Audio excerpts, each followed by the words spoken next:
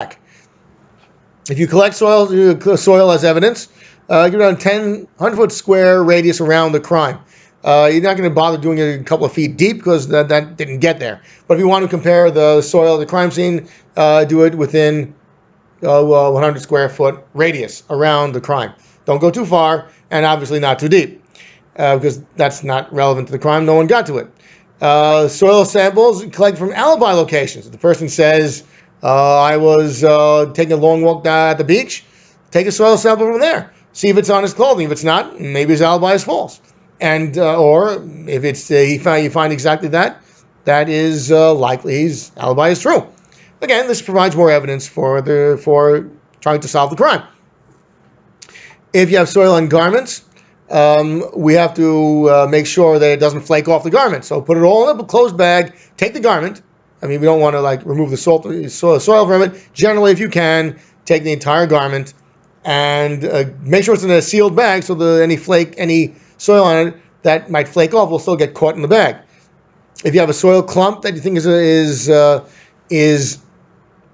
useful evidence, like let's say there's a soil clump that ended up at a car crash. So make sure you take that entire clump and keep the soil layering. Like there might be a grassy layer of grass, and there may be brown earth and sandy earth in this layering. Because maybe if you get to the car that the suspect has, you can remove soil from, let's say, the undercarriage of the car, and it'll be in the same layering. We can actually connect the suspect's car to the crime scene. So that is that's also very important. So we can review a little bit, make sure we understand that there are trace elements and how we can use it to connect suspects to crime scenes and different pieces of evidence. How we analyze it using the emission spectroscopy, even neutron activation. Also know about common sources of paint evidence, cars, how cars are painted, how to analyze it, the colors, the layers, spectroscopy, pyrolysis, and it's actually valuable paint databases and how to collect it. Make sure you use tweezers. Don't remove it from tool marks. Also soil evidence, how you can use it, how valuable it is, how to analyze it.